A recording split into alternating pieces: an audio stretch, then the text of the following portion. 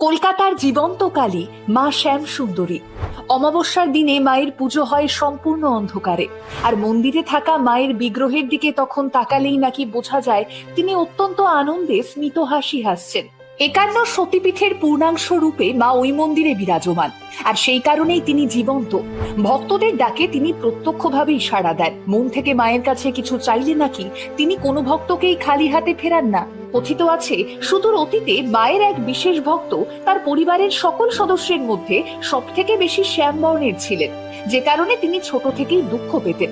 এদিকে এক আত্মীয়ের বাড়িতে গিয়ে মা শ্যামসুন্দরীর ছবি দেখে আত্মীয়ের কাছে তিনি জানতে চান কে ইনি, আর তখন সেই আত্মীয় তাকে জানান ইনি হলেন শ্যামা কালী।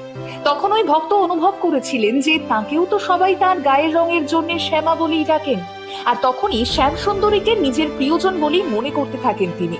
আর তখন থেকেই মায়ের নাম হয়